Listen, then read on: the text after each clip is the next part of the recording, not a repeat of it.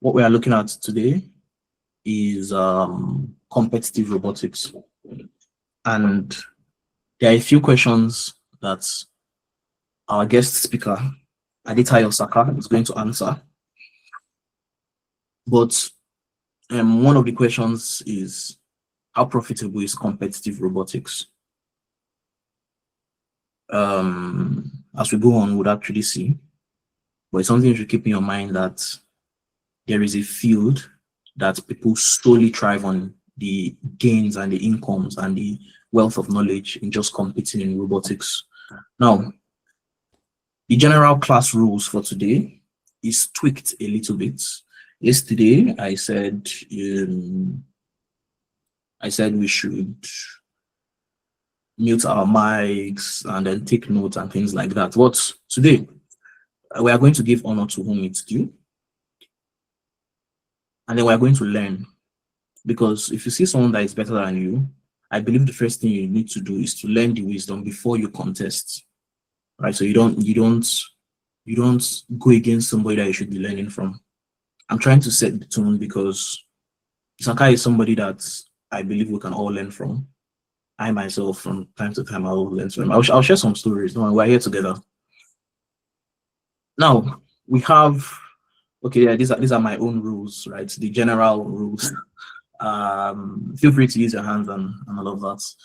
Now, why are we here? Yesterday we had a why are we here session, and today the why are we here is, or why we are here is a bit different, right?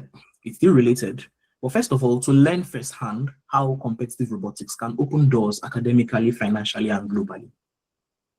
And the only person that not the only person, but the best that I can recommend to talk about this is Saka. Now, to witness not just the results, but the thinking, the whole process, the discipline behind it. Because you are going to envy somebody until you actually see the amount of work he puts in.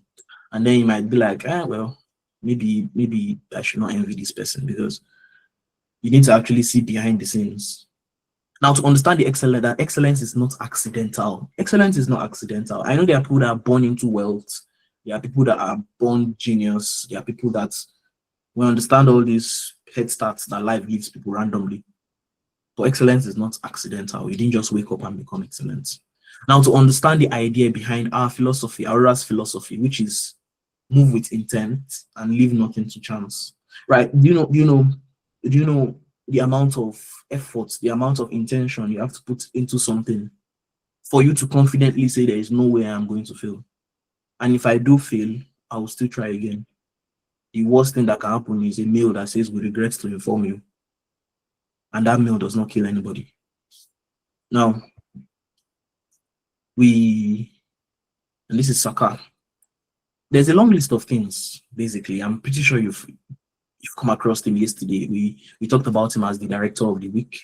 He is the one in charge of competitive robotics, because we have a team that goes on international competitions and things like that. We currently have one where registered with Intrinsic AI and NVIDIA and things like that. And he's basically the one in charge of all this.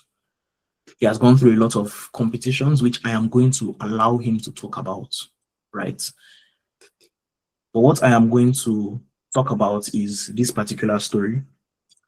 The first time I gave this story, the first time I spoke about this, Saka was supposed to be on that call, but he was absent. So this is the first time he's going to hear me narrate this. But this is something I speak about often.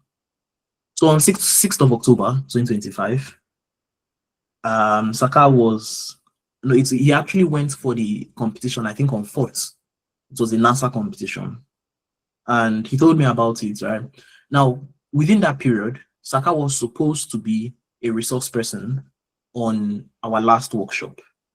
But the competition came up and I was like, okay, it's fine, right? He's chasing his ambitions and all of that. So I now handled all the workload. So he messaged me on 4th and told me, okay, that we move. It's okay, no problem. Now, coincidentally, he was at the competition from 5th going into 6th. And I was on an interview around the same time. But usually the way the interview was, it was for a contract, which is on the left hand of the screen, which is on the right, my POV, and then Saka's POV is on the other side. So the interview, I was on this Zoom call, and then the interview was in two phases. It was in two phases. The first was when they wanted to be sure that I would be able to deliver the work. The second is when we are now trying to determine the price, because we're trying to like negotiate the price. So I was on this interview, and they told me, okay, you're the best person for the job, you're the best candidate we've spoken to. Let's proceed into negotiating, right? So it was a job, it was a 1-day job, and they were like, okay, we're offering 400K for this.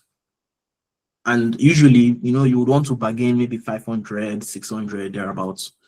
But I was on this meeting, and the next notification I saw was, Bakel, we won.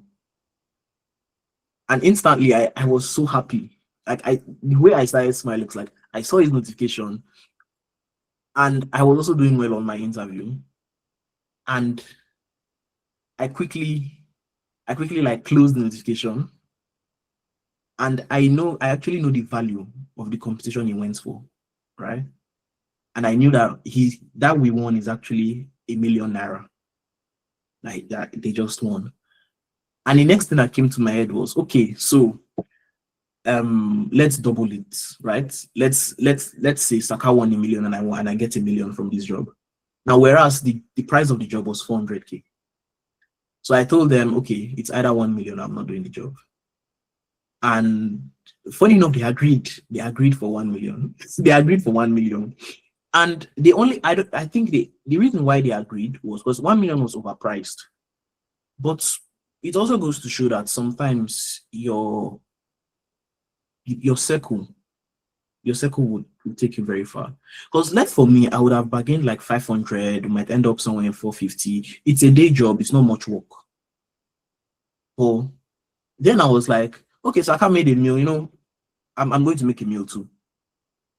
And after the call, that was when I rushed back to him 43 minutes later, and then I sent the last message. And since that day, like, I decided to like take Saka as someone that is very, very, very, very close. Someone that you would want to have to ginger you, because I'm someone that motivates people a lot. But then for me to see someone that motivates me and motivated me, I was like, okay, that's some high level stuff. Now, we still have tax for today, but the tax is going to be after Saka presents.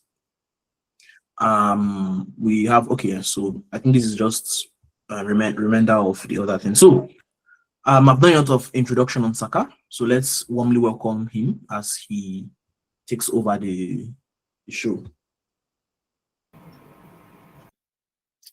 Oh, wow. Hi everyone. Good evening, everyone. I hope you all are doing good this night. Back here, I'm really, really surprised by this story you just narrated now. Like, I mean, all the interns know of the story. All the interns. You are the only person that don't know the story. Bro, I never knew this was happening in the background though. Like, that day was just like, I told you before we started, and I mean, it was a whole lot.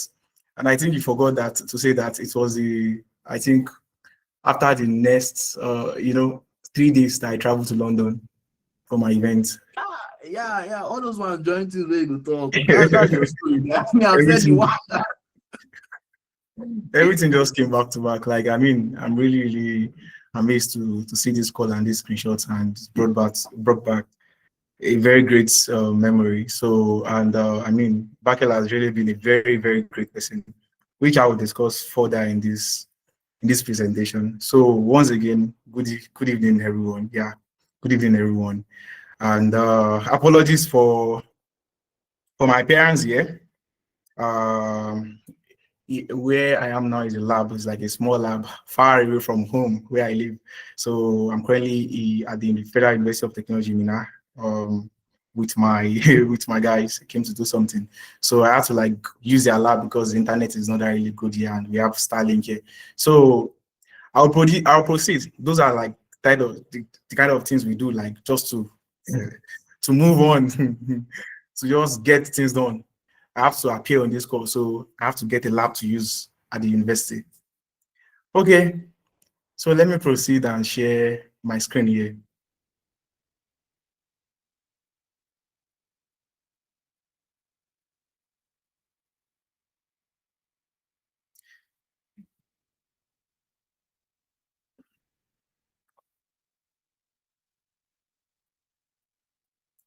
Okay, yeah, thank you very much, everyone. Can you see my screen now? Yes, Please, yes. someone. Okay, okay, amazing. Yes, visible. Okay,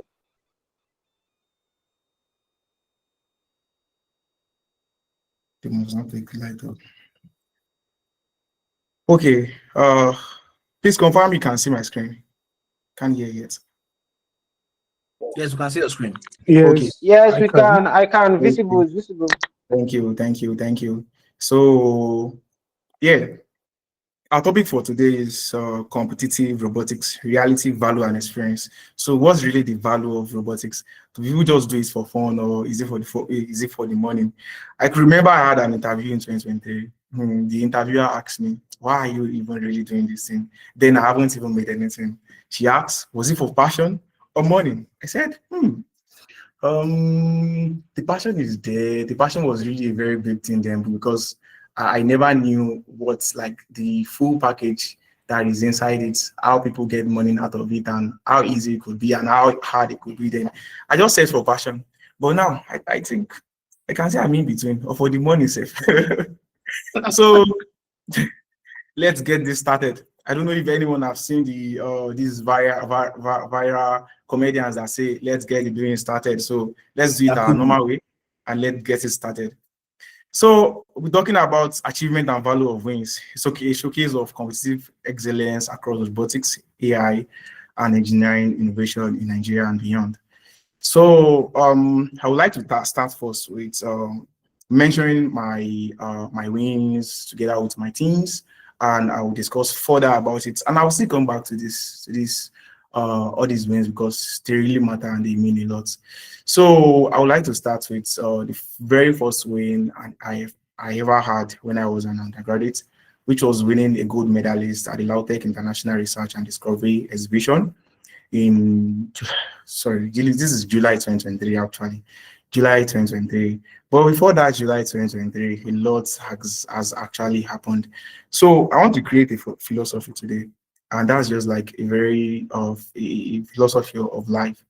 People tend to see your wins. They don't want to explore how you get there. Did it just happen like that? How did it happen? And how did they get to this point?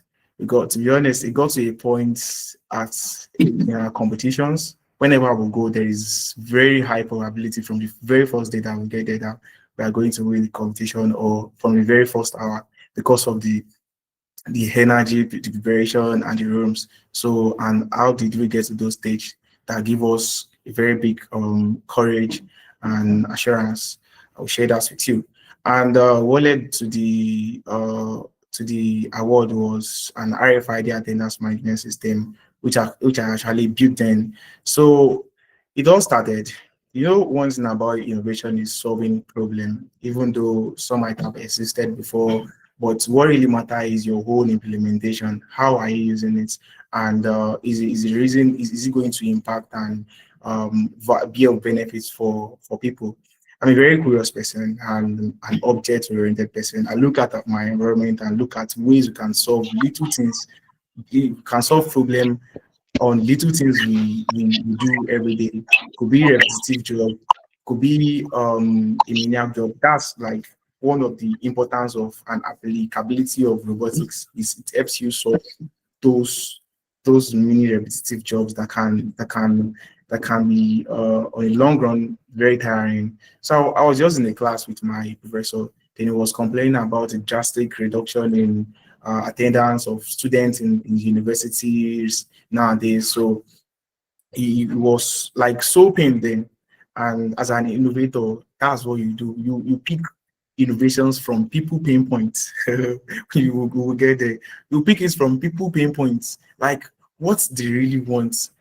these people, they are talking about this thing, but what do they really want to solve this problem? So that was what led me to this project.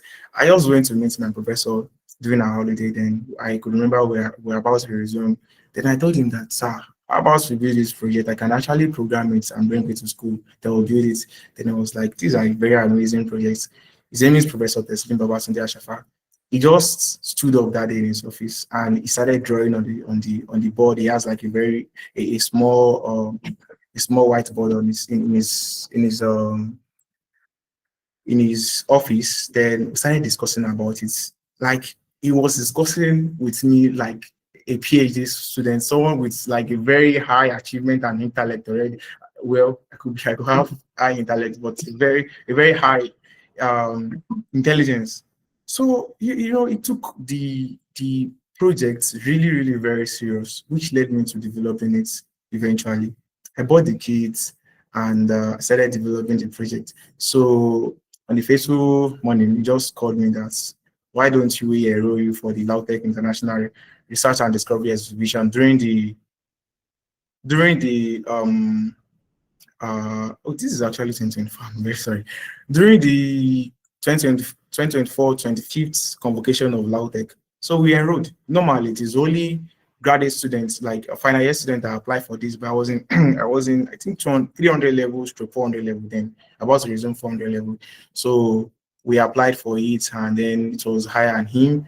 And I mean, among all people that applied and participated in the event. A lot of my senior got bronze medal, though my school didn't give us money for this, but they paid for the poster. So we did a poster presentation and I got this award. So moving on to my very first cash award was the first runner-up at the University of Lagos Energy Challenge with the version one of our AI-powered IoT-based gas nutrition detection and prevention system, addressing the farmer herders conflicts in Africa. So after then, okay.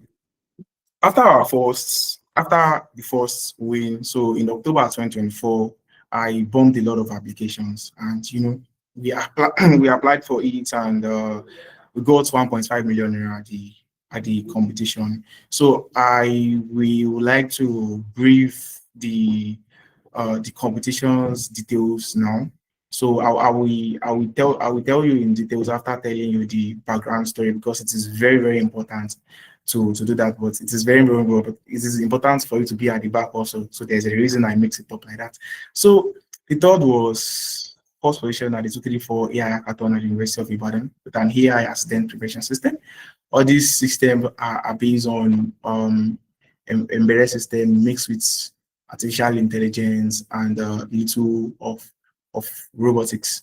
So, and just imagine if this can make you this amount, if all this can make you this amount, imagine what robotics can actually make you.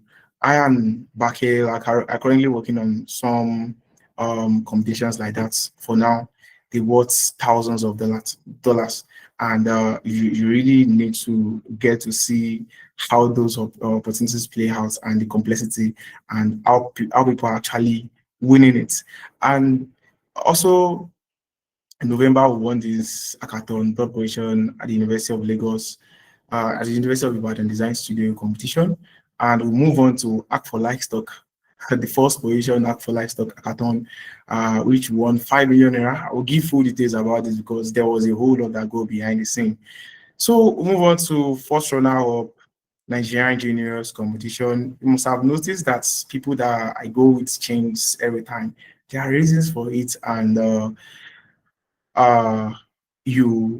teamwork was what led us to this, and having shared responsibilities and moving with intent and a lot of energies, and diversing your team too is also very important, which I will discuss further. So move on to first position NASA Global App Challenge at Benin, which was won with the version 2 of our projects, and it was with a cash prize of 1 million naira with my guys. Though I wasn't at this competition physically, but I was there virtually because I had to be in London. So we participated in this, and it was really very great achievement. And on that same, I want you to take note of the date. This was the 5th. We got there 5th, but we won it 6th. So, but this was on the 10th. I got to London on the 7th.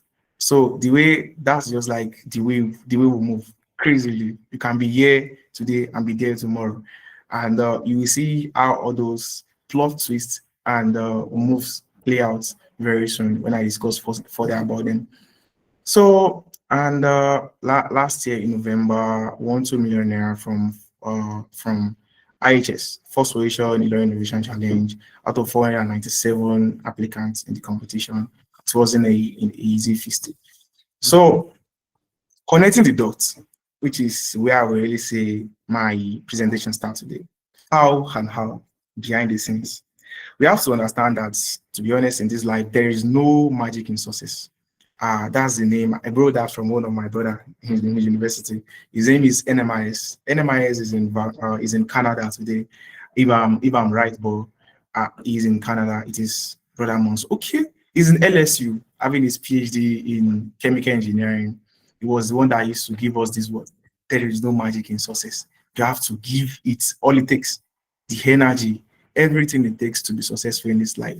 If you want something, you'll have to go all in for it. You have to just reach it and grab it. Before you reach and grab it, you have to like do some great work to get there.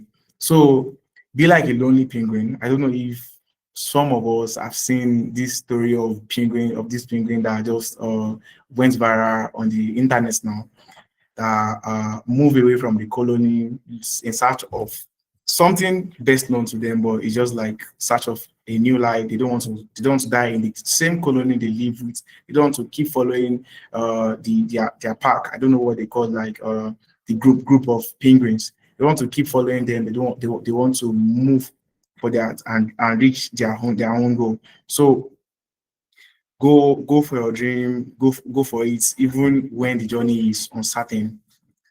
So I would like all of you to have a taste of what I would call a very bitter story that leads to a very good story. And I have a barcode here which you can scan to read a Medium post that I have. So it was a very cool Monday in 2023. It was me and my Indomie carton, which I put my robot inside. I had this robot then, which I called Sam Hoan, because then I used to have this nickname called Samfred, which is Saka, Adetayo Mohammed, and robot Freds, like all those Fred robots. So I took I was in 200 level then in 2023, moving to 300 level. So I got into this competition, which was my first ever competition. I've always been a very, very, very curious person. I started applying for competition in 2023, and that was Nigerian Juniors. I will also explain how the Nigerian Juniors, how we won the Nigerian Juniors. So which was the Nigerian Juniors? Because it was like a very popular competition around Nigeria then, because every school that won it, they ranked their school, they increased the rank of their school in one way. I wanted to go and represent my school. I started applying, couldn't get in that year. So the following year, I just got these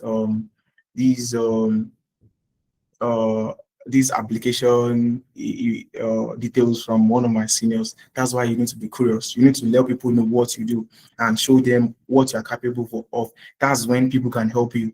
Opportunity doesn't just come to meet you. You have to prepare for those opportunities, and people that even share your opportunity, if they don't see that you are not prepared, they would never share any opportunity with you. But once they know that, okay, you are in this aspect and in this area, you just start getting different opportunities from different places. I'm a living proof of that, and I have a lot of people that share a lot of opportunities with me, but you just have to show that you have interest and you're curious. So I left my house to University of Lorraine with my project. I've tested it over the weeks, night, in the morning, the afternoon, and what I thought was really a very big project was something limited. I was limited to my own knowledge then. I called it an autonomous home clean robot, But what does it do? I use embedded system to build it actually. So it's like a prototype. I just, attach some I attach Arduino Uno with LCD screen. I just made it like how it was. It's fitted this Indomie carton. It took it to University of Ilorin. I go to the university. I was the first person to present. They asked me, would I present first? I have this crazy courage then, which wasn't supposed to be. You are supposed to at least watch out for how things are. Learn from your environment first before you go into something. But I have this type of courage that doesn't make me scared of things. Then, I couldn't wait to actually learn from other people. I was just like, I can do it, and let me go for it. And then I will say that thing really helped me build myself a lot. So I participated in it, and I presented. So the presentation really went very bad, and my robots wasn't expiring. That was when everything started to get blur. Everything was blur. Everything was blur for my face. So this was my picture then at the auditorium of University of Ilorin. I mean, it wasn't funny, and I was watching my friend getting the award. In fact, I'm with those friends now that we went for the competitions together. That's why, like, there are some blessings in disguise in everything you do. Those friends have been a very great connection with me, which has like led me to a lot of collaborations and having people to call friends and great people. So I left home with a very great grudge on my heart and a very heartbroken heart. But with the mindset, I was very hungry for success. Though I thought I would never be able to hold a soldering iron again in my life. But what did I do? I went home. I reflect on what went wrong, what I did wrong, what I could do better. I met my professor, and he told me about teamwork, how teamwork can really help in competitions. The following year, what I say, I no go agree, no agree for him. So I went with the team. I applied for the competition again. We got in that following year. You know what? Guess what? I didn't know my rank in 2023, but I knew I was the 10th person in 2023. I knew it was very obvious I was 10th. But the second year out of, they said 65 applied and 15 got to the final stage. We got fourth position actually, and with just 0.3 points to the third position. So that gave me very good validation that I can actually excel in these competitions. You know what I did? I bumped a lot of applications, and I bumped a lot of applications, and I had my first win in 2024, which was at the University of Lagos Energy Challenge. I went with 4 teams who wanted to go and pack everything. We were substituted to about 9. Sorry. Okay. So we were substituted to 9 teams at the competition. We went to like energy energy competition, and we presented our project, and we won the competition, which was really my very first win then. So I'll move back to this place now. So we moved to this competition. We won 1.5 million, which was it went a very long way for us. It helped us. We had like money for R&D, for research and development, for the version 1 of this project. So after we got the money, we developed to a stage, because for you can't spend everything you get in competitions. Apart from the money you make by yourself when you work for people, you all these competitions, it leads you to money that gives you R&D, more R&D development for your project development. This is actually very important for you to continue your project development. So we move on. This was just like an hackathon. We didn't go with any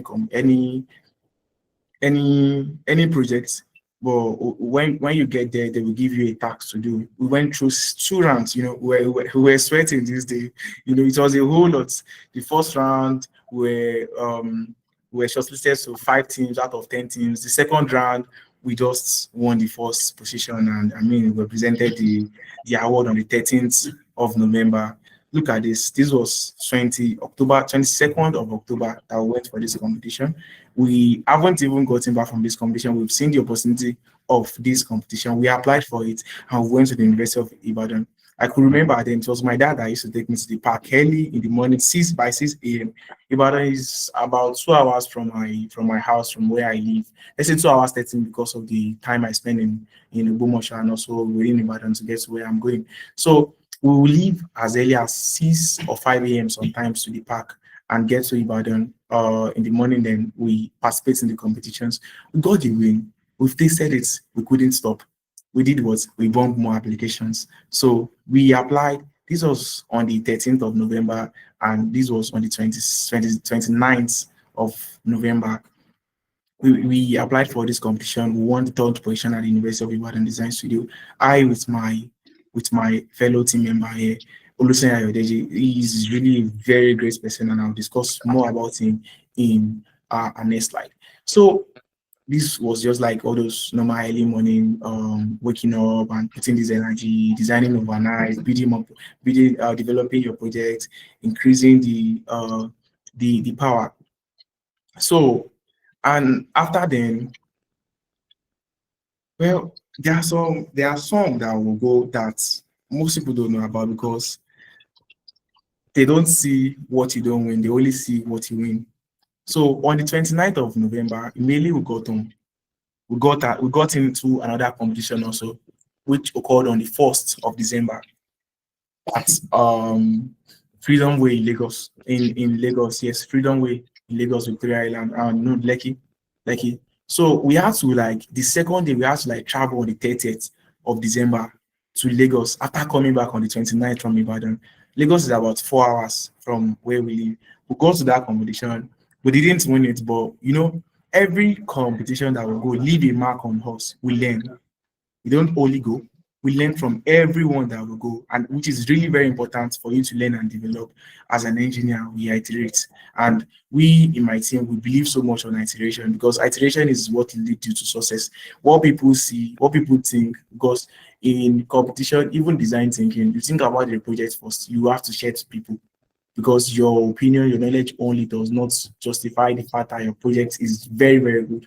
You have to let people know and let people talk about, but you should be careful of the advice. You will even know. And it is very important to share with people of high caliber and high intellect and diverse knowledge because it's really help you a lot. So we got to the competition of the TED on December 1st at Sweden Embassy. We didn't win the competition actually.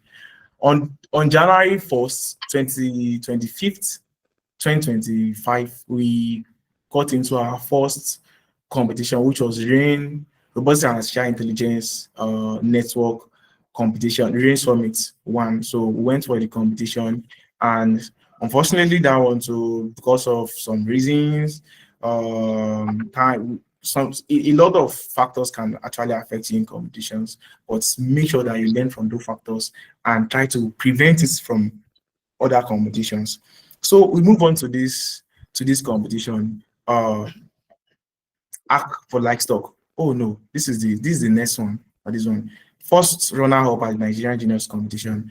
Nigerian Juniors competition was a competition that runs for 1 week. It used to be 2 weeks before. So this one it's ran for 1 week. I left Ubomosho to Abia with my holy thief here to go to Abia alone with me then.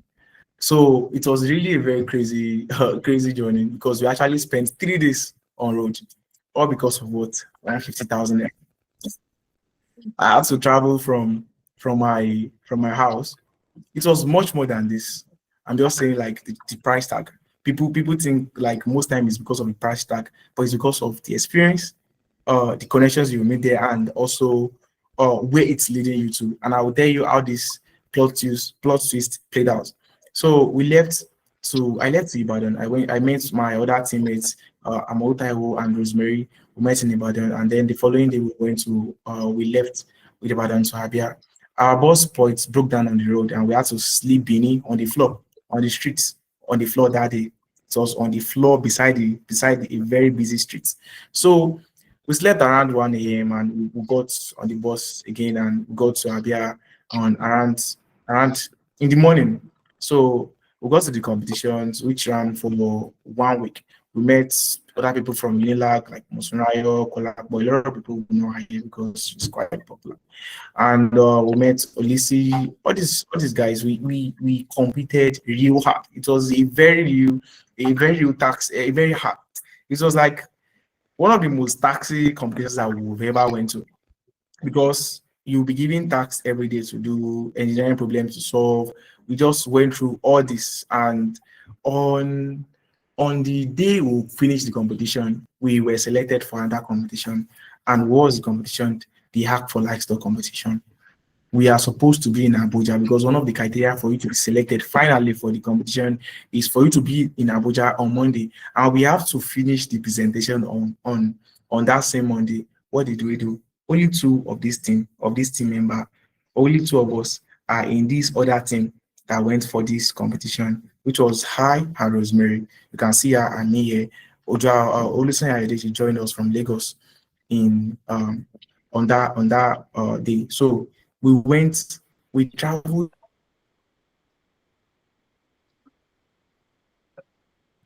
at night. We had to travel like a day before because we're supposed so we had to leave a day before, very, very late at night, because we had to finish like the project we were building in the competition for the Nigerian juniors competition. So we went very late at night, around 7. I don't understand Hebrew. I was in the East. I was in Hebrew. Another man, not another man's land per se, but where I'm unfamiliar with. We know about the security in like our communities now. We left like very, very late at night. But what kept us going? Because we knew like there could be something big for us. So why don't we play this hard? If there's a saying that let a man in desperation goes sorry, let a man in desperation go out and hunt. If he kills an elephant, his poverty ends. And if the elephant kills him, his poverty also ends. So we went for this competition. We had to sleep at the airport at night because we didn't have any other options or any other place to go to. It took them like sometimes to admit us into the airport, because we got to know that when we got there that the Port Harcourt airport doesn't work at night. They just had to admit us later when we couldn't find any alternative or where to sleep at that night. We slept on the chair with uncertainty in our heart, but we believed that there could be something great waiting for us. On the next morning, we took our flight. We went to Abuja, and from Abuja, I forgot to say that all this competition and hackathon led me to my first flight, and which was in March 2025. Me going to be a mentor at the Robotics for Good competition earlier in 2025 by March. So these are all the values competitive robotics bring to you. So what is this competition? It's ran for 5 days, and at the end, we won a prize of 5 million with a trip to Florida, University of Florida, for the XS silage event. But unfortunately, we couldn't attend the XS silage event because of visa issue. Actually, we didn't apply. We could have known like what's it called? Probably will be accepted or denied, but we couldn't apply because of the short timeline. So this was what the competition brought us, and which was like one of our biggest win ever in going to competitions. So after then, we got in the NASA Space App Challenge. It was introduced to me by my guy Olusegun Adedeji, which is here. He said, I message me every time. Alpha Astro, they call me Astro. So let's apply for this competition. So it was like very late at night. Then we applied for the competition, and we accepted. So, and we saw the price tag, and they put something on the description of the competition. They said they want a problem that can solve this particular solution, and we have the product with us. I swear to God, before we left, I have the chat with me. I will have added it here. I told my guy that let's just go and collect our money. let's go and take our money. Our money is here. We are definitely going to win this. We are not winning the second position. We are winning the first position. So I was in between. I was pressing my UK visa, and it seems like it's going to come out the next Monday, and there is no one that will collect it from me in Lagos. I had to wait behind because that was like risking two things together. It was a very big risk, so I couldn't attend physically.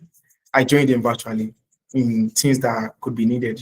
I provided products we had with us. They left him and Adegoke Julius, so they left to the competition, and the on the seventh, on the 6th of October, we got the confirmation that we won the competition, and it's my guy posted it on LinkedIn, and it blew up. That's 105,000 impression and over 3,000 plus likes, because it was really a very big deal working with NASA and winning the NASA competition.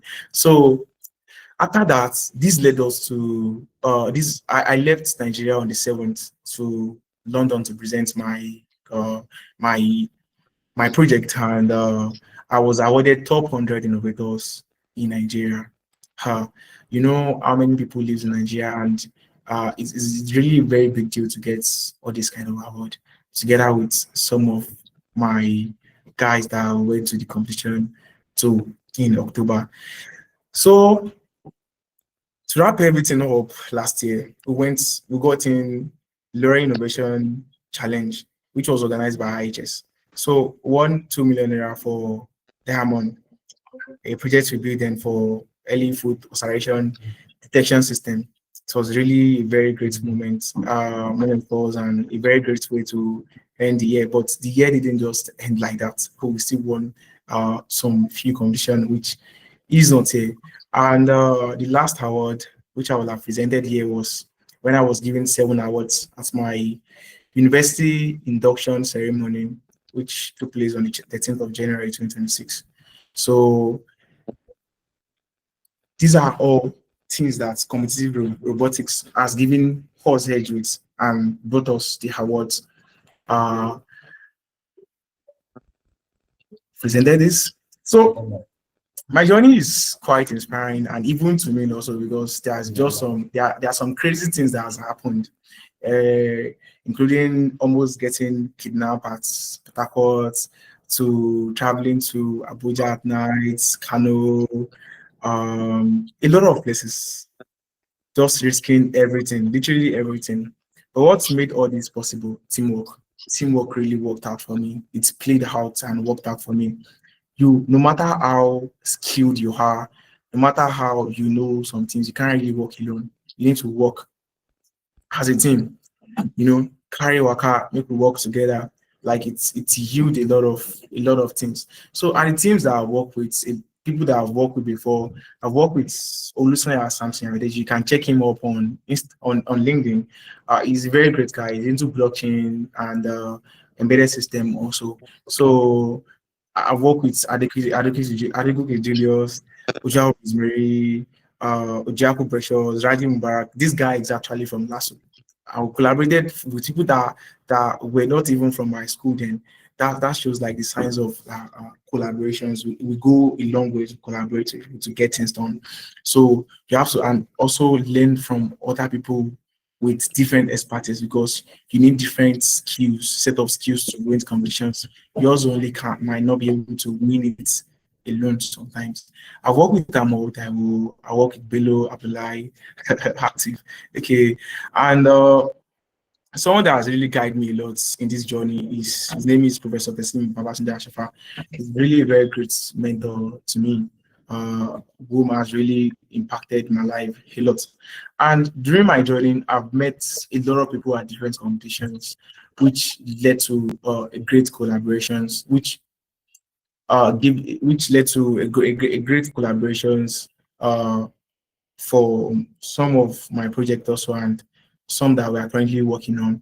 And through all this, and me posting on Instagram, that was how I met my boss, someone whom I respect a lot. His name is Bakel, the great Bakel. So I met him. I just I don't. I think when I posted about my startup, it just entered my DM and it was like, seems like we are going to collaborate. And since then, we've really collaborated on a lot of things. That is why teamwork is really very important. So, starting your own journey, what do you need? You need skills, both technical and not technical. You really need skills. You need to like be proficient in some certain technical skills. And before you start that, you have to know what works for you best. You have to know what you want. And I won't lie to you, robotics is a new tech hobby now. It's like one of the top skills that pay you a lot and bring a lot of return ROI for you, but you have to invest in it first. You need team, not friends. I mean, in competitions, you really need teams. Team are people you work with, well-disciplined people that you work with, not friends that might be angry when you do some things, or you make jokes when you're in competitions. When you're serious, you have to be serious, and when you're joking, you have to be joking. You need team, very serious team with diverse skills, and not just teams. You can't have a team that all of you are robotics. Have someone that is into blockchain, web development. That would really help a lot. We all can't be back in. If all of the developers are back in this world, we won't have a beautiful website. So I need courage to enter the unknown. Sometimes you just blankly enter the unknown. It happens a lot. Bakel can explain this very well. The guy entered the unknown almost every time. Almost every time. So you need that courage to keep going, even though you enter all these zones when you don't know like what to do again. But you moving on, trying to change the story is really very important. And from there, I would like to wrap up everything I've said so far. So I would like to leave everyone with this. In this life, so far your brain never tell. There is no limit to what you can do. Everything you do, you have to go far and beyond for it. Thank you everyone for listening to my presentation.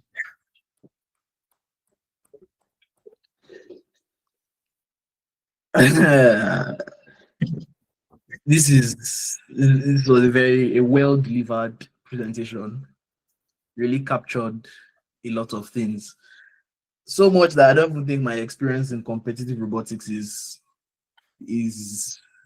something people want to hear. Bakel Malgao. Well, let's leave it at Saka's experience. Probably some other time I can share my experience. Would love to hear What that. what I want to ask is, although you've answered a lot of the questions I would have loved to ask, but when you talk about sleeping in the airport, I've slept at the airport before. As a matter of fact, I did it a lot. When for the listeners to understand this, Saka is on the competitive side. I'm more on the industrial side. So you see, as Saka says, 1 minute he's here, the next minute he's in UK, and he's moving up around. It's the same for me. 1 minute I'm in Barcelona, the next I'm in Prague, another time I'm in Berlin, and we're just going on and on. So sleeping at the airports is something that we are very used to, something we do a lot. These are times that we wish we had a private jet, because if we had a private jet, we would move seamlessly. Now, staying at the airport is very annoying because the air conditioning is not usually controlled. And the reason why the air conditioning is nice when you get to the airport is because there are so many people there. But when you're staying overnight at the airport, a lot of people leave, and then it's just you and that air conditioning. So you are there in relative cold, and there is no bed to sleep. I'm painting this picture because of the question I want to ask. In those moments of subtle helplessness where you cannot sleep and you are forced to sit down or maybe lie down on the ground, do you ever rethink, or do you ever wish you did not embark on that kind of journey? This is a very deep question. For me personally, have never ever regretted on going on any journey or taking any adventure, because there is just it depends on like people sometimes, but for me there is just this thing inside me that kept me going, because I knew there is something out there.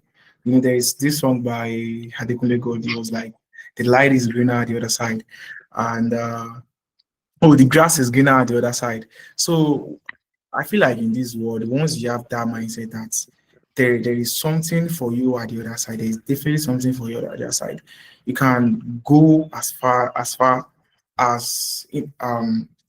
and beyond for anything you want.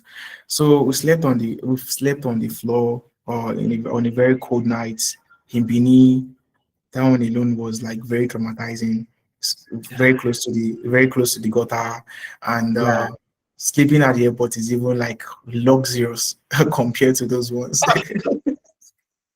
you know, Luxurious. I mean, if I say luxurious, it is luxurious compared to those ones. So if sleeping on the floor in Benin, very close to the gutter, didn't make me stop what I my journey, then how could sleeping at the airport stop me from stop from moving? So that's how this life is. Just have like what kept you. Why did you even start at the beginning?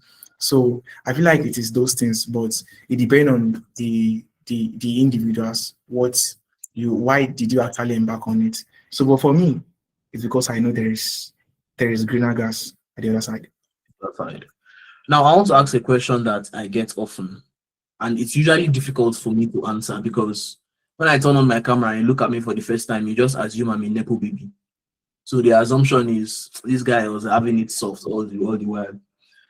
Now, the question, before I ask the question, I want to make sure you listeners or you viewers understand my point of view. I went on for a professional program in Greece, and the location is Syros Island, which is an exotic island on Greece. Hmm. It's a place where the wealthy go to enjoy life. But for some reasons, we needed the infrastructure of the island for the robotics, for the rugged terrain and everything. Okay. The cost of the training was 2 point something million. I would be there for 2 weeks. Hotel staying there, everything ran into about 5 million. We have the transportation flying to and through. That puts you another couple of million again. And what I had in my account, I was roughly like 1 point something. And what I did was gamble. Okay. I reached out to people and I was like, okay, this is what I want to do. Okay. I don't have the money. I want to do it. And I'm very, very sure, as Saka would say, the grass is greener on the other side. That if I do it, it would bear fruit. It would get something tangible. And I raised money from different places, people supported and everything. And there was just enough money to fly there and pay for the events, and not enough money to get the hotel. Now, how I survived, I'll leave that to your imagination, but I am not a Nepo baby by any stretch of the imagination. Why am I sharing this story? I'm sharing it because I want to ask Saka a question. The question most people ask me is, you must be wealthy before you start. Robotics is an expensive endeavor. So how do you start knowing that it's expensive? And my point of view is, when I tell people it's not really, there are ways you can go about this thing without giving the excuse that it's expensive, because I see that as an excuse. I've never shared this story that I shared with people, But then it's difficult for me to say it because people already have the idea that this guy now, him and $10 they day one side. Now, I want you, Saka, to answer this question because you're an example of somebody that went from. I understand in your explanation at one point. At one point, you said that you didn't have money for anything except your transport. Now, I want you. Yeah, I want you to explain to our audience that it is actually possible to do all you did from nothing and how you did it. Okay. So started from not having money at all to go for the Nigerian juniors. I was even like the money I used to transport myself was given to me by a professor of medicine. I was with my guys then. If Bello Abdullah is on this call, he would definitely recall the day. So when we came back with a package worth 7 million plus coming back from the competition. But how did everything started? So to be honest, robotics is expensive, but during your journey to become not expensive for you because there will be some things that we actually pay for what you do automatically. They'll just pay for what you do. They will aid your development if you know how to play your game very well. So I started with nothing also. I had no boards, but I was very curious.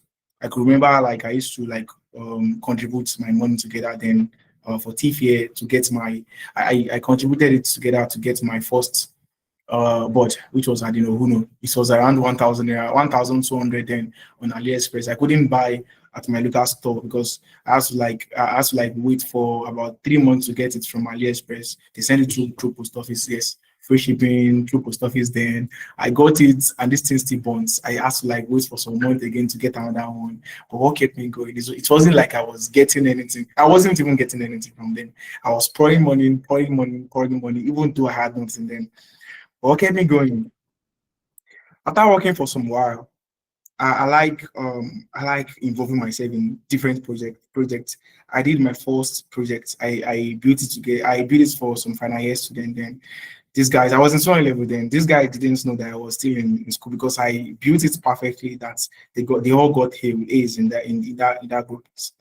About six people. They all got A, which was really very amazing. So from there, I started funding myself with projects. Every money I get, I don't even spend it on me myself. I spend it like on boards, like an investment. Then back in 2022, looking back to then now, I've acquired a lot of boards that I myself I don't even know. I know like where everything is because I have that memory to know where everything is. But the words, I'm always surprised to know the words every time I check it again. And from there, I started posting on LinkedIn, and I got into my first international competition. Oh, I didn't mention that here, which was an NRF competition. There's this company called Nordic. So I got into this competition, and we applied for everyone that they select for the competition will be given a board. So they had to send me a board from Oslo, Norway. They sent me a board. They sent me an RF 9061 DK. I got the board and started working on it, and submitted for the competition. Didn't win the competition. That one went by. There was a lot that happened in between. So from there, started building projects for people. But one thing that aided my development was winning competition. Actually, we use those money for R&D, research and development, because your learning doesn't just stop at a place. There's a lot of things for you to learn in robotics. So if you think that you need to consume everything at once, you need to be like how Bakel is now. You need to start building crazy project. You're just like putting yourself at a very tight spot, and could lead you to actually giving up on these things because robotics is actually very crazy. I myself, I used to run into the unknown. There was a time I met Bakel on a project that I was working on. I was like, Bakel, this thing don't happen. Oh. Be like, say police will carry me this time. Oh. I remember that project. Be like, say police will carry me this time. Oh. So Bakel was like, my guy. And I was preparing for my GRE exam then. I won the scholarship from Mike Tayo, part of the 63 people that was selected out of 10,000 applicants then.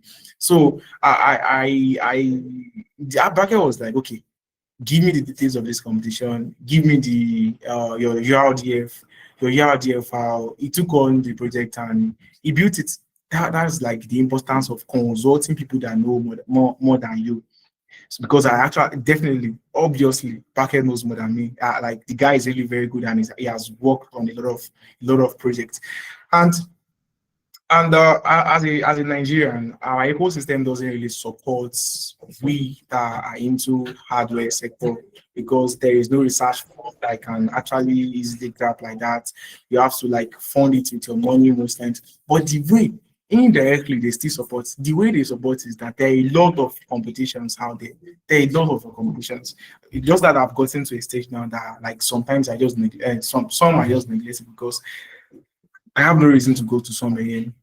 Like my aim has changed, and I'm targeting some that like would really be much more helpful for me. And there are a lot of research and new research that I'm developing now. But the research you need money to fund yourself.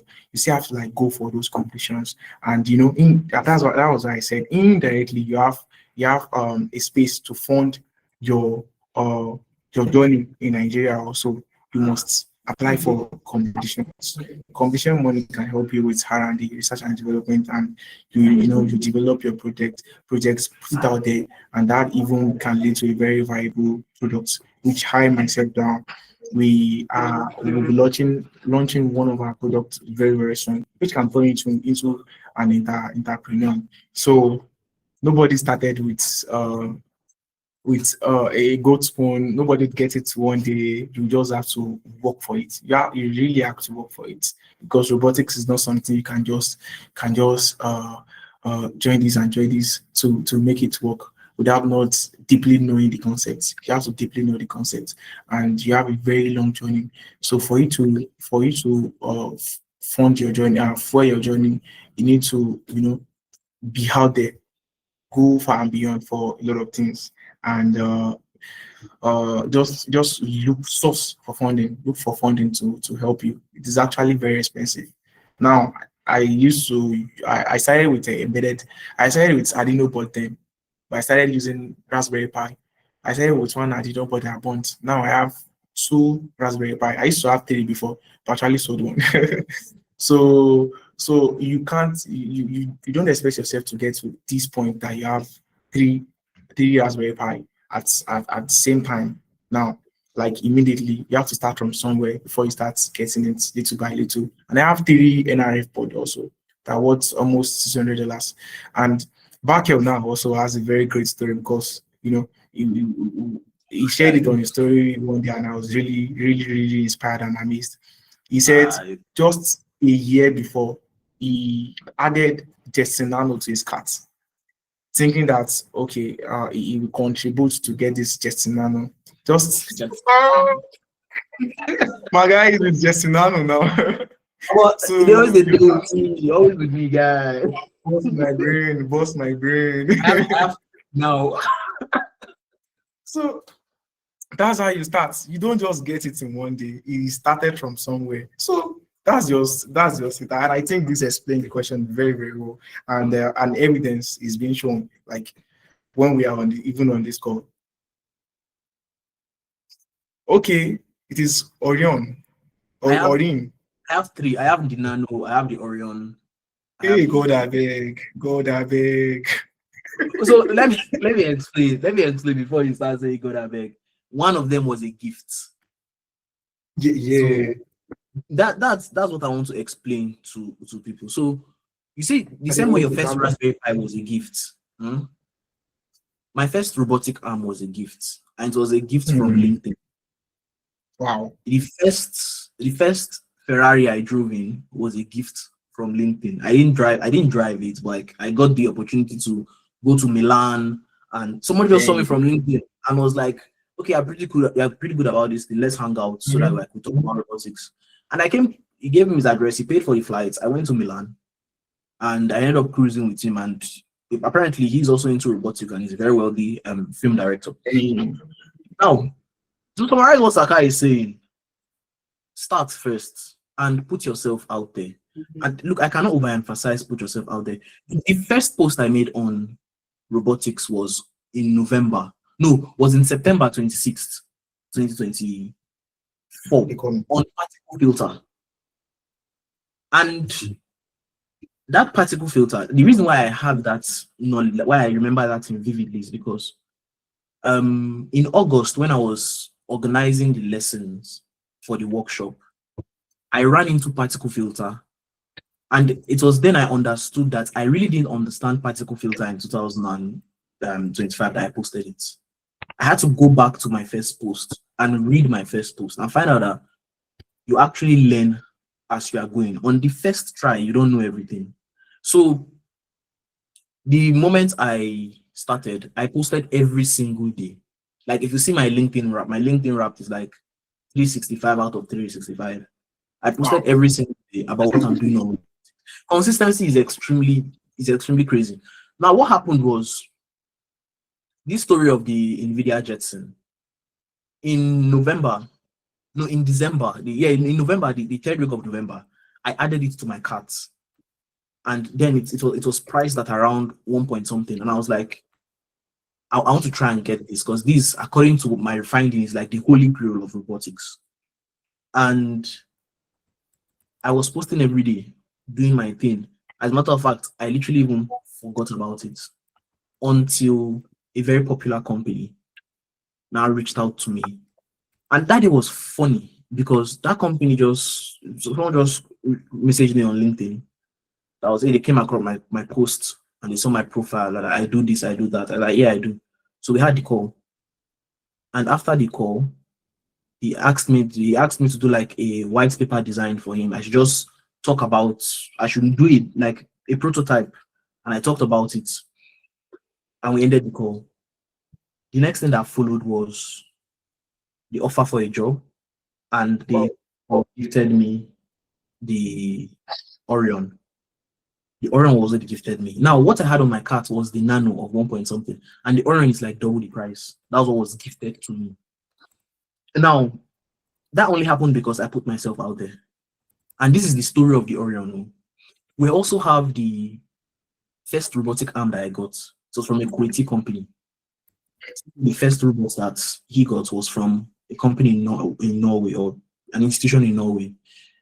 What I'm trying to say is it once you put yourself out there, you see people that look for you.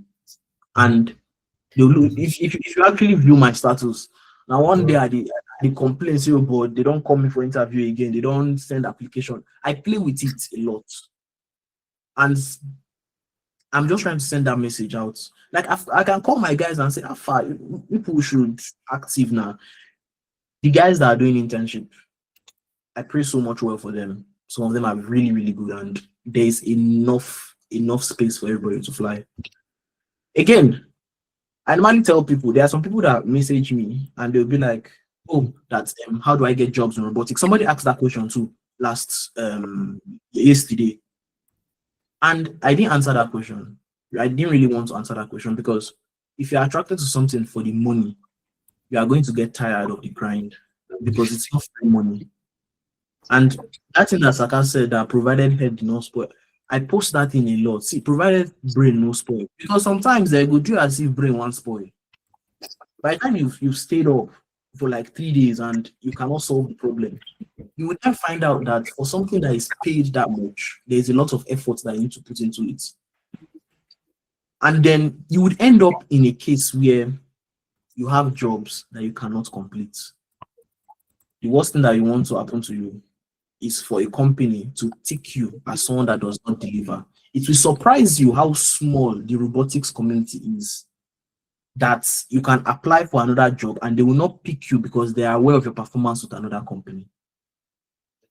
It's very funny, but I've gotten to very high levels where I speak with board of directors of big oil companies and they all know each other. They all, if you cast for one, you don't cast for all of them. And that's why once you make it in one, you are going to make it in every other one, because you think the companies or the institution that organize competition, they don't know Saka. He's a very popular person, so they are all related, they all know each other. So my point is, start anywhere you are, post whatever you do. We can keep on talking about different instances, different scenarios, but it all boils down to the same thing, right? And then that's one of the ideas that we are trying to like bring up here in Aurora Robotics. We are also trying to have this environment so we are nurturing people, because like even the interns that are with us, we don't expect them to stay forever. Like nurture, go. Sakara is our closest person. He's not an intern. Princess, she's not an intern. She has her own company where she does hardware engineering, which is very, very similar to what we do. But like we're all growing together, and that's what I like. That's what we like. That's the idea at the end of the day. Okay, so I think we should move on to Q&A, because we might have questions from the audience. Do we have any question? Do we have any doubts here and there?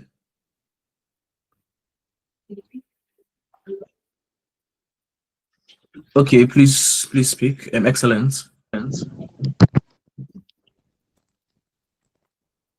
Thank you so much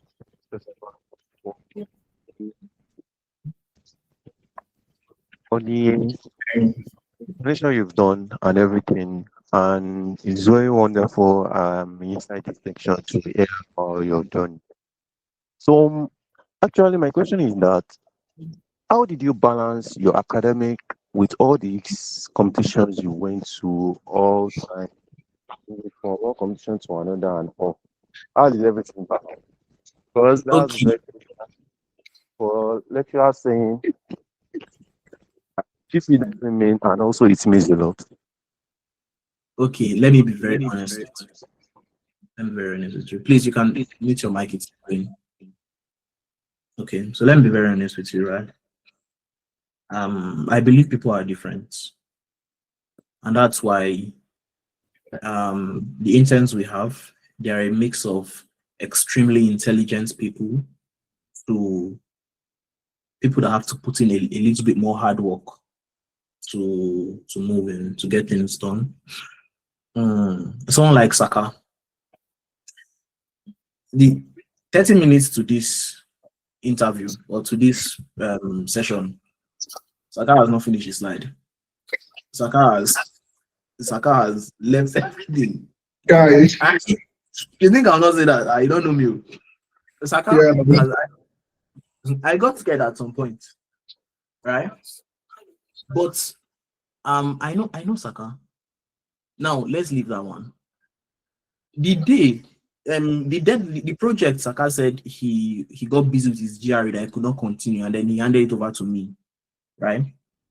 I forgot about that project only when my alarm rang a day to the deadline.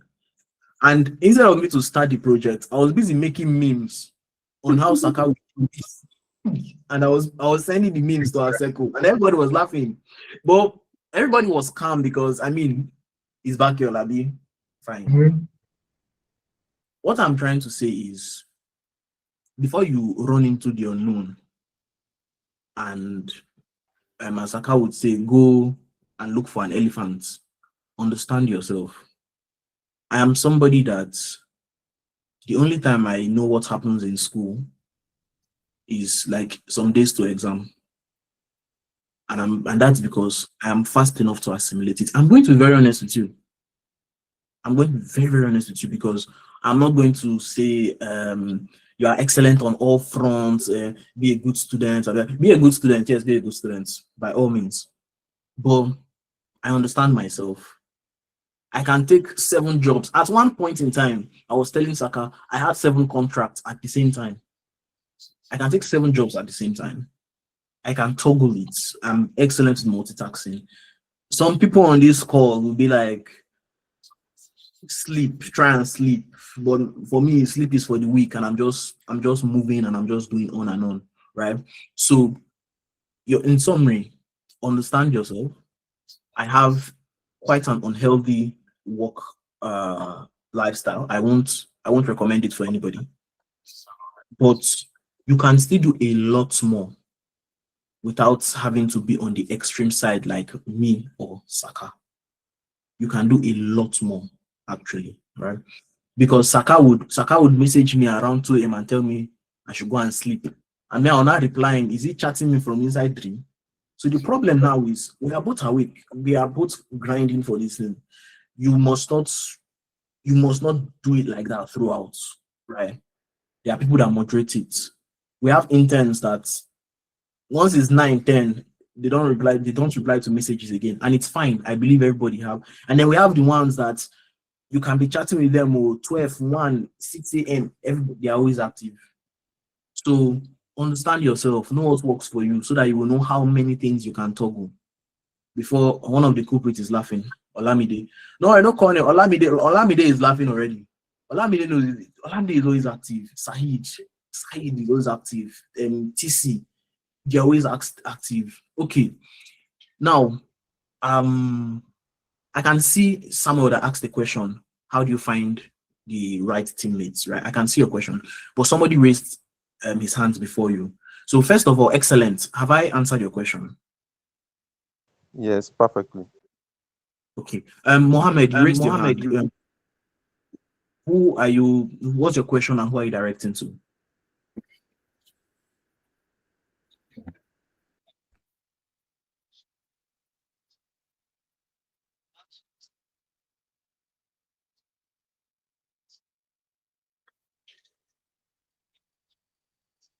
And please, we can't hear you in case maybe you are talking. Okay. Do you want to use the chat box instead? Hello, I'm not sure whether I'm the one you're referring to. I just want to be sure before I continue asking the question. Okay, sir, can you hear me right? Yes, I can hear you, Mohammed. Okay, my question is directly to Saka. My question is like, how do he use to pinpoint a problem and gather resources to write a research paper? My question is mainly on like how to write a research paper or a conference paper. Like, how did he used to gather resources, maybe from Google Scholar and the rest? So that's my question. Okay. Okay. Thank you very much for that question. Though we haven't really talked about research paper today, but we discussed about how to get pinpoint problem. Yes, how to pinpoint problem. So really experiencing what daily life is, you get to know what people complains about and what people what you think. That's why I said pinpoint.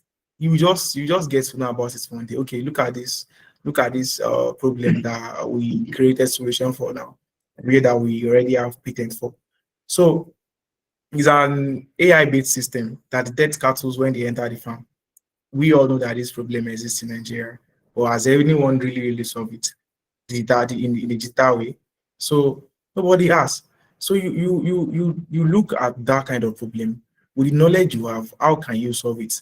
And that was what led us to the development of this project. So research paper is just something after you are done with it. You are keeping note of everything you are building.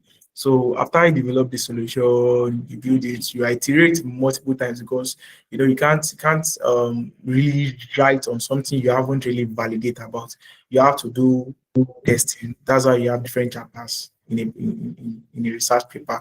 So you just have to be more observant and curious to know about how most things are and how pretty how life works every day. So I think that answers your question, Muhammad. If not. Mohammed, are you satisfied with your answer?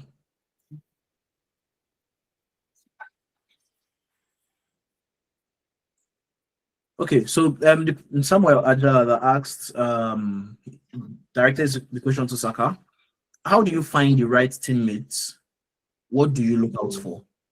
The right teammates. I will say sometimes you don't even find the right teammates. The right teammates find you, because on the journey you just find people that have that your energy match, that have the kind of your energy, the people you move with. There is one saying that you attract who you are. There's no how you can attract someone that doesn't really that won't really fit for you.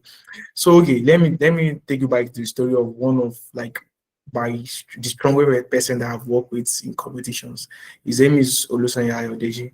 So Olusanya is someone that has already gone to a competition before. He just like me. Someone that has already gone to a competition before. Uh, he recently won one competition in Ilorin then. And when he came back, I told him that, Alpha, my guy, what do you think about this? Instead of competition, we know that both of us have the potentials to compete actually. So, but what did we do? We collaborated together. That's why competition or collaboration over competition is very, very important. Had it been we both decided to have two different teams being selected for different competitions and going together, things might not have gone this way that it went, but we collaborated together and we started going to different competitions. And another reason was not only because he has gone to some, was because of his skills. If you want to have someone in your team, your personal character even doesn't really matter because you don't get to stay together for a very long time. I mean, you should have like some very decent character also, but you must have that skill because that would really help you a lot in development. You want to develop something now, you run into an unknown, but Abi, you don't know what you are doing again, or you are very tired. Someone will take it on for you and keep building for you. So you just have to look for someone that your energy match and has skills. Okay. For someone who is just starting out, what I roadmap? think you're missing some messages. I know. I'm using that one just came out. That didn't look like a question. I didn't see a question, so I wanted to read that real quick. Okay. That roadmap question. Well, no, Go far. you go fast. What are you pursuing now in embedded systems? Are you referring to me? Are you referring to Saka? I think that's to Saka. Okay. Currently I'm into robotics. That's just like the bridge between robotics and biology. So because of my current research with some professors I'm working with, so robotics is just like the intersection of robotics and biology, which is into bio-inspired robotics. So you look at how let me give you an example how an octopus move and you want to create that type of dexterous movements. Though in all robotics part, the design of robotics or bio-inspired robot has been one of the craziest that I've seen so far. Working with some crazy calculations like formulas like the Rose line formulas. I posted about it one day on my status and Baker was like, Saka, what do you find go here again? Bio robotics as well now. So yeah, that's what my research is into now, and I've been working on quite some projects on it, and which we might have some publications very soon. So that's why I said robotics is very diverse. You just have to know based on what you need it for at a particular point. You just have to know what to go into. There is okay, yeah, I think that's all. And Okay, so briefly, someone said, when did you start learning robotics? When that was exactly? in 20. Well, I started with hardware in 2018, and Okay. I started building stuff since when I was young. I built all this. I built a drone that wasn't working because I didn't understand the concept of how drone worked. With a very big heavyweight, I built a drone in 2016, but the first time I enrolled in a class was in 2018, and that was computer repairing. So I got familiar with bots then I moved to SQI in 2019 stroke 2020. So the first time I officially started learning from someone was 2018. But the first time I started learning embedded system was in 2021. All right.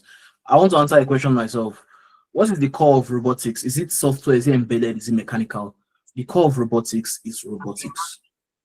That's what I'm going to tell you. Why? The core of robotics is, say, for example, you need to first of all understand the idea of robotics itself. right? That's what we call foundational robotics, where you do maths, but you apply that maths to how robots move. You do things like dynamics, robot kinematics. My point is, the core of robotics itself is robotics. Say, for example, Saka is doing medical robotics, bio-inspired robotics. The core of bio-inspired robotics is not embedded, neither is it software. But to first of all understand intricately what that robot is trying to model is doing, that in itself is not any field other than robotics.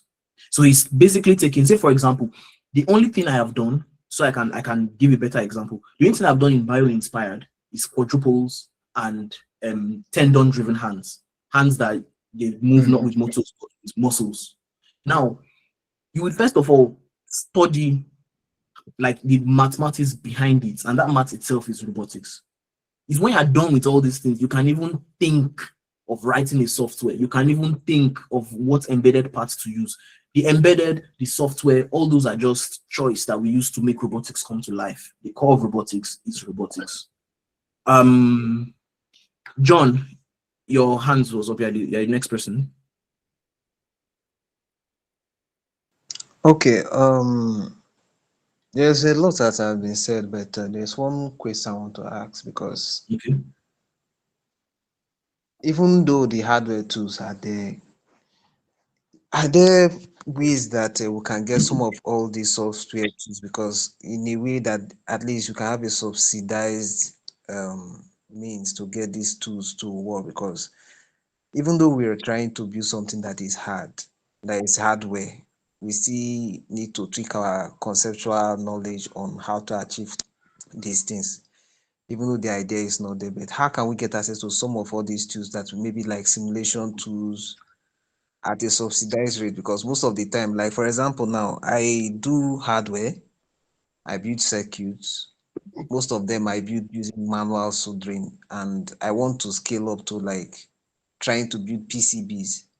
And most of all these tools you have to now, some of the tools you require you to pay and all those kind of stuff. So how do we get access to these tools? And another thing too, I know Aurora is a community of robotics engineer. How can we, like, I need a platform where we can share this knowledge. I know Aurora is doing something, but how can we just, that community, for us to share this knowledge so that people can also scale and get access to some of these tools and try out some things too? Okay. First of all, all the software tools you need for robotics is free. Emphasis on you need. In no universe would you say you want to start robotic software with the paid version of Isaac Sim or with Paraverse. No. The basic things you need: C++ doesn't cost anything to install on your PC. Python doesn't cost anything. The IDEs are free, except if you want to use PyCharm or anything from JetBrains, which I don't recommend. VS Code is free. ROS, which is the framework itself, is free. Linux, Ubuntu is free. Every of these things is free. The only thing I see that costs money is the laptop. And my assumption is you already have a laptop. If you do not have a laptop, then the minimum 4 gig RAM, something that you ought to have as a student, or something you can gather money to buy, will do the work, will pass, right? That is for start, because 4 gig RAM will not do much when you want to upscale, right? But when you start, now you've started. The only thing now that is expensive is the knowledge. But instead of paying several millions, like I have said before, what we are trying to do actively is to bring these trainings like very subsidized, because first of all, the trainings is not up to 100K, between the range of 50-60K. And again, I've decided to say, okay, we're going to give tax throughout this whole stuff, so you can actually get more discount. And assumption is if you finish all the tax, you can get as high as 50-40% discount thereabouts. Depends. So what we are saying is, The only problem that I saw with the software, that we saw with the software, instead of waiting for people to solve it, why not just solve it? Because there's somebody on this call. The first thing I messaged, I asked him if he's interested in robotics. The very first thing he told me was, yeah, but learning is expensive. And then I sent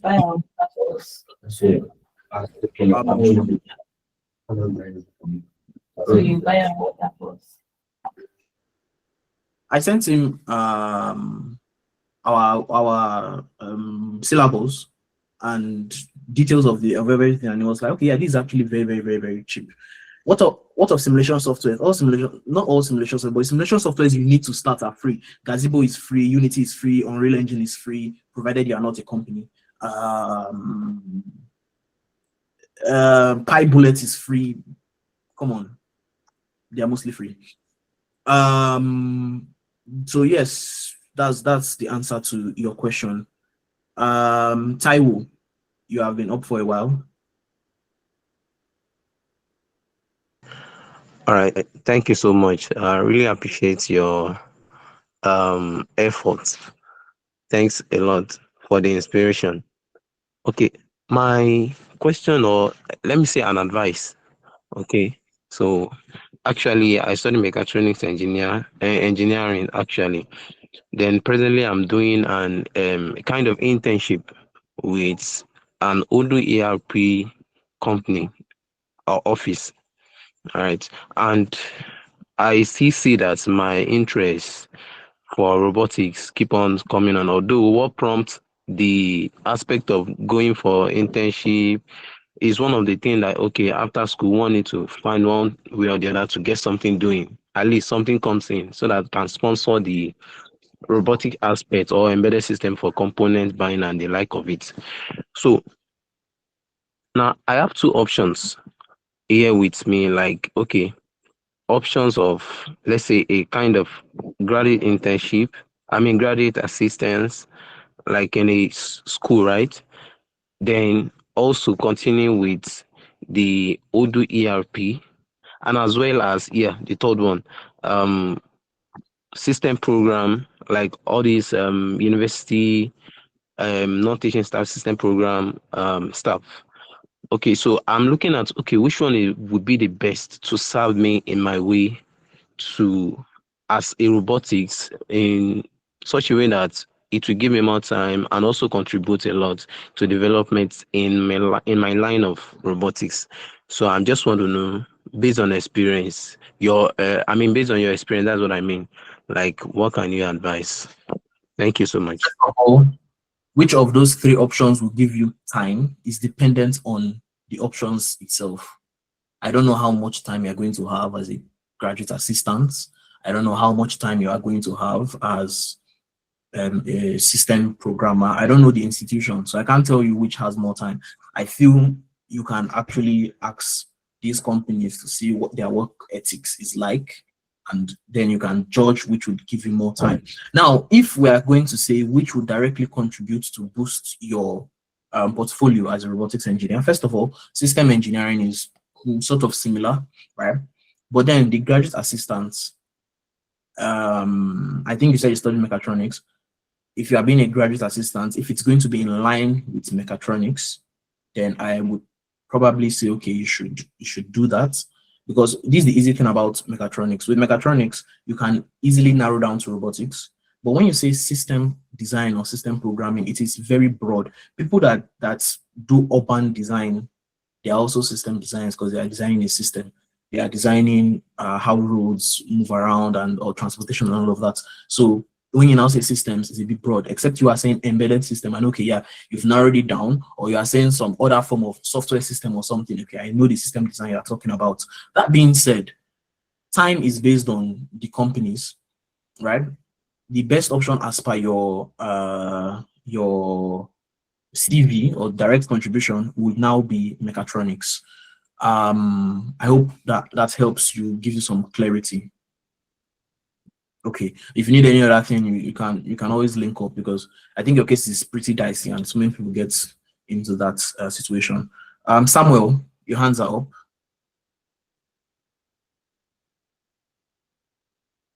Samuel below, are you still with us? Okay, David. Hello, Sam- all right. Good evening, everyone. Samuel is up, please. Sorry. Thank you, Bakel. Thank you, Saka, for your presentation. So I actually want to. My question is actually not related to today's presentation. It's just in the area of area robotics. I understand that this has been like a growing technology for, I'll say, over the past decade. And at this point, kind of thinking that it's, will I say, saturated in terms of different technologies that have been improved in this area. At the moment, my research is in this particular field. I'm currently doing my master's in automation and mechatronics. So I'm curious, to know what growing technologies are available in this field. Like I would say, let's say opportunities for improvement in this field. I've been doing a lot of research and I've been seeing that so many ideas that I've been coming up with, there are things that people have already done. So, Bakel, I know your background is in naval architecture, but I know, of course, you also have idea in this area. So, I'm just curious about it. I would like to know what you think and what you think is promising in the nearest future. Now, the first thing you talk about is aerial robotics is saturated. That's what you first said, right? Yes. I It want to seems first saturated to me. I want to first challenge that. Have you heard of aerial multi-robotic systems? That's swarms. Have you heard of modular like aerial robotics? Modular. No, I've not heard of modular. Have you heard of there is one more for aerial. Um, you've heard of edge computing, where you have a mission controller for aerial robots. Yeah, I've heard of that as well. So now, among these three things I've listed, you've heard of the third one. You've not heard of it, of the second one rather, which is Yeah, modular. modular area robotics. Now, what am I trying to prove? I'm trying to prove that the saturation is just an illusion, right? There is Okay. far more. There is far more. I mean, think of it. Everybody is chilling, doing something on their own, and then someday one guy just wakes up from China and said he has done DeepSeek. Everybody was pretty chill. Everybody was saying, "Oh, AI is almost saturated. What other LLM Yeah. can come?" And then someone just brings up DeepSeek just like that. He didn't just do it that day. They didn't just do it that day. They've been doing it since. Now, what am I saying? I'm giving you things that people are working on right now, Okay. and it's very silent, like very, very, very silent, right? We have. Okay, I just realized I can't talk about that.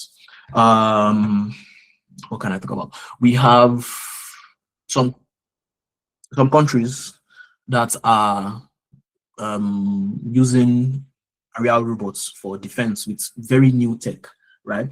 These are things that I feel if you research it, you are going to see, but with these three areas I've given you, you can research it. Now, with this I've said, I have already given you a possibility in just aerial, and I've not even gotten to the question you asked me of. So I believe if I've given you possibilities in aerial that you did not see, then you can also now try and use that insight to infer that there are more possibilities in other fields. You understand? Yeah. All right. Samuel, what's up? All right. I Thank you think very much. yeah, sure. Samuel, have you asked a question?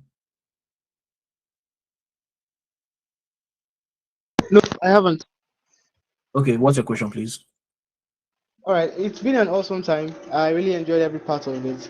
But there's one part where he mentioned about competitions and how he was able to compete in several competitions and come out with the best of it all. So I got to realize that many times good students or many students have ideas but do not have funding. So going to competitions can provide funding to execute an idea or even to promote an existing idea. So how does he get this update on the next competition available, and how does he get it? That's what I want to ask. Um, I want to try and be very gentle with the way I say this, but if you actually want something and you look for it, you would see it. That's one. Two, there's what my professor used to say, that you become a billionaire by being in the circle of a billionaire. And in some of Saka's case, it was recommended. They say, okay, yeah, we know this guy, so we come and register for this. But before he got there, he has actually done his research and he has attended other competitions that put him on the map, or at least he has put himself out there. The reason why I started with there is nothing that if you want to look for it, you will not get is because oftentimes, and I get this a lot for scholarships, people would ask me, how did I get my scholarship? And I'll ask them, have you ever searched for scholarships or scholarship opportunity? And most times I get no, and I'm surprised. So why are you asking me for it? Like, did you actually search? And sometimes they search, but they search very, very lazy. You just do 1 or 2 Google search and then you jump into somebody's DM. At times it's when somebody sees the amount, the effort you've put in by yourself, that's when they would help you. Saka did not go running around disturbing people and saying where competition day, where competition day. That's something I'm going to tell you. All right. So I want to be as fast as possible. There are some questions in the chat, and it says this question is for Osaka. Osaka, are you still with us? Because I didn't see your camera again, so I don't know if you're here. Okay, this question is Osaka. Can you please tell us more about how you applied, really? How you applied for this competition and which platform or method did you use? Do you want to emphasize on what I just said? Because Sure. that's some question. Okay. Well, when we started, it depends on your algorithm knows you already. To be honest, your algorithm will study you to up to a point that starts recommending things you might be interested for you. There are a lot of opportunities out there. I used to like scout around, like search around Google, and there is one thing about all this Google ecosystem. They share information within each other. Once you start something on Google, you might come across something related on Instagram. So I would say Instagram has really helped me a lot. It brings some recommendations for me sometimes. Like most of the times, like the type of hats it's bring for me is about like new hackathons that have actually been advertised. But some are not advertised. But when you go to your feed on Google, I see some there. You just come across it immediately as it's coming out. It knows what you want. So, but still on that, you might miss some. What did we do? We did like something like a teamwork again. I just there is this one of my guys also that he's in football now. His name is Abdullah Asmi. So he used to we met at a lot of competitions, including going to London together. He was part of the team. So we just decided one day to create a group instead of missing. It all started from this one. You forgot to share me. Why? Like all those stuff like that. So I just said that for us to prevent missing all those kind of competitions, why don't we create a group to get to receive where I was about to leave school then and leaving most of of these competitions. So okay, what if we create this group? Then we share it. We share like immediately we see an hackathon or an opportunities, we share it on this group, and that is what we've been doing. And I mean, we had a lot of wins on the group last year, but just to prevent the group being overloaded with people that might want to only spectate and might feel like they are being oppressed by some of people's achievements.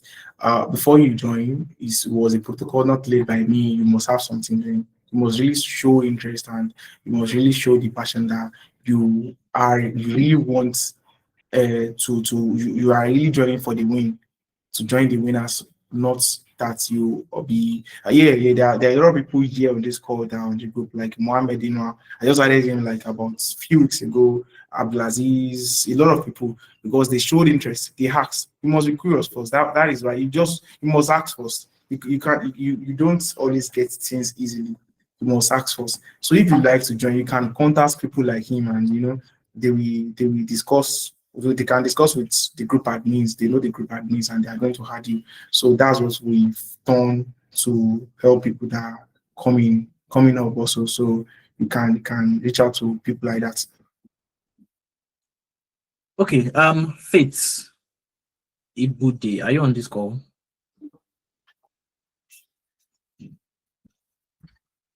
Right. Now, I've seen your questions, but the sequence of the questions has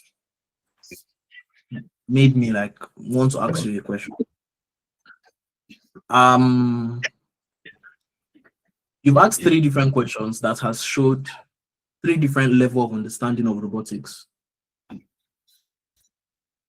So now I don't know if you are a beginner who somehow knows some complex things, or you really understand robotics and you are just asking some basic questions. So can we get to know you?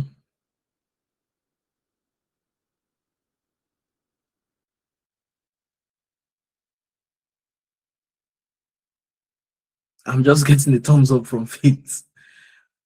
I'm actually curious because the first question that was asked, oh, you're shy. Okay, sorry.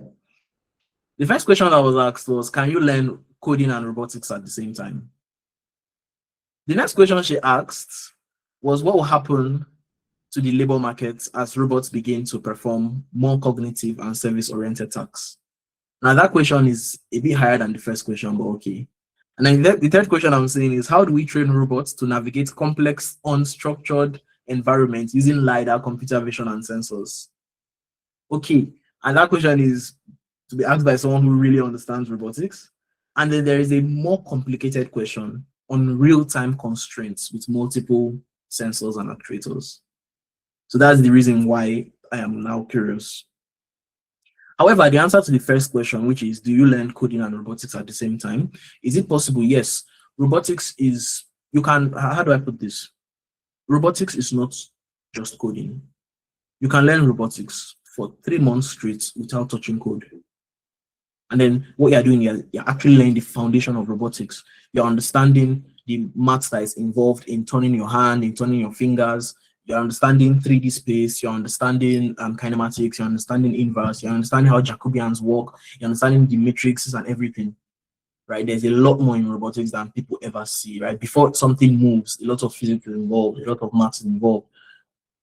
So what happens is at our workshop, the first, I think 3-4 weeks is highly mathematical, although we do break it down. But anytime there's a mathematical class, I'll be like, okay, you guys should bring your mathematics brain because we are going to do a lot of maths. But then the way we work is you have the concept first, which is, for example, you want to make the robot to walk. That's the concept. You understand how it works. And then you do the maths. There's what is called the maths of walking. I wrote about something, an article about that. The maths involved in walking, and then you try and understand that before you now start doing the programming. So you can see that programming is it's like more on the execution side and actually understanding robotics. What that means is during the time that you're learning robotics, you do have time to learn programming, which is why we normally have the programming courses or the programming classes on weekends. So hopefully before the 3rd, 4th week, when we start applying a lot of programming, you should have understood robotics to some extent. That's on one side. Now, what happened to the labor market as robots begin to perform more cognitive and service-oriented tasks? This question was answered in the last presentation, but I'll run over it. It's simple. Some fields will suffer loss in job, and that field will gain jobs. So the labor markets, it's more like a shift in field. Same thing that happens when we were using horses and then cars came. There was a shift in field from people that would rear horse to people that would work on cars, and nobody complained. I mean, it's just that new technology always come with its issues, and people always try to reject before they accept. How do we train robots to navigate complex, unstructured environments using LiDAR, computer vision, and sensors? That's out of the scope of this meeting. Explaining something like that would rather scare people than even welcome them.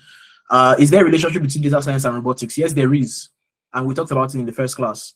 I'm going to give a very, very simple example. Let's assume you have a pipe under the water and you want your robot to follow that pipe for some reasons, maybe just inspect the pipe along the line. Now that's robotics, that's a pure robotics problem. But in order to do that, you need to teach the robot how to see the pipe, because you as a human being, you can see the pipe under the water, it's crystal clear to you, but to the robot, it is not. So what do? You go under the water, you take a lot of pictures, you take a lot of videos, you take data of what the pipe looks like, what the pipe looks like with the water, what the water looks like without the pipe. And what do? You carry all that. Now, isn't that what they call data collection? That's data science. We haven't even gone into robotics. Now you carry all that, you now pre-process the data, because you can't use it just like that. Under the water, the blue is pretty terrible. So you can't really differentiate pipe from sand.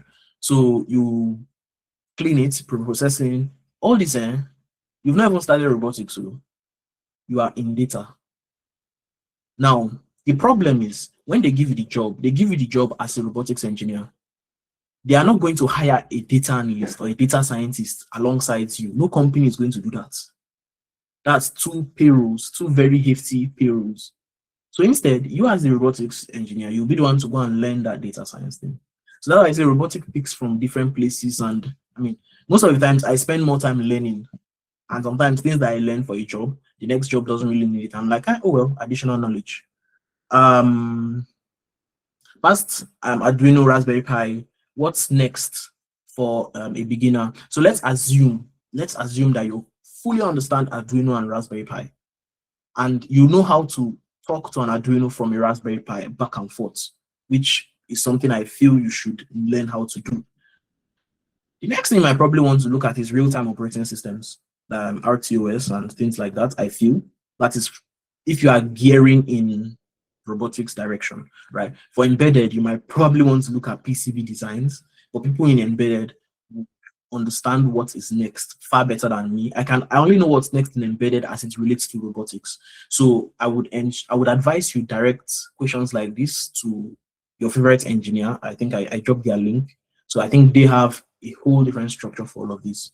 How do you handle real-time constraints in a system with multiple sensors and actuators? That's a very simple question.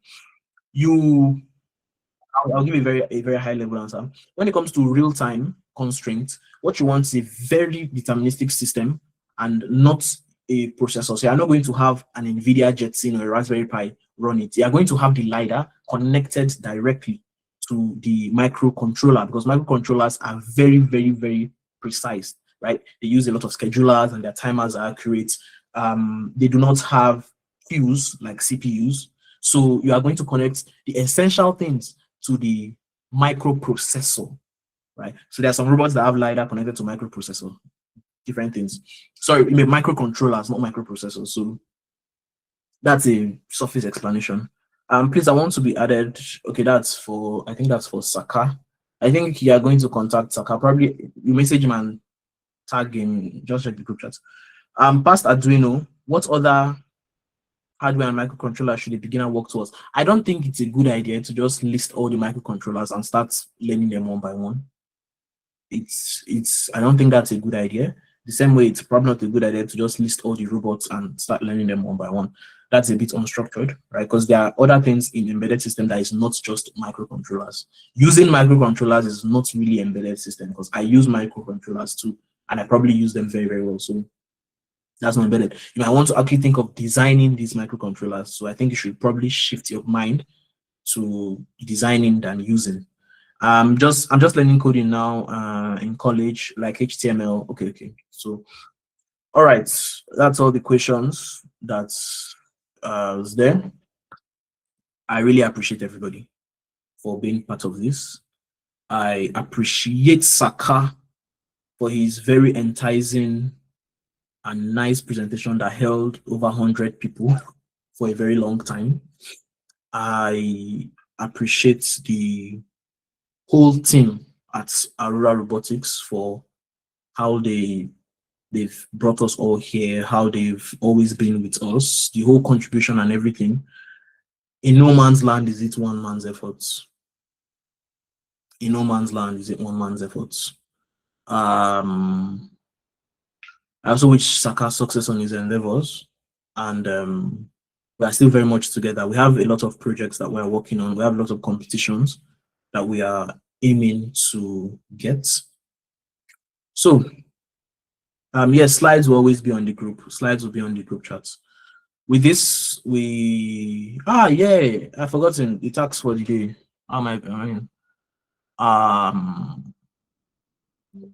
Where is that? Okay, so I'm going to share my screen.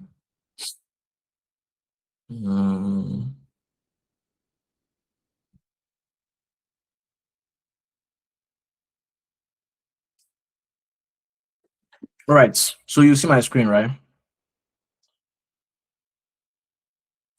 Saka, I think you should unshare your screen so it's now.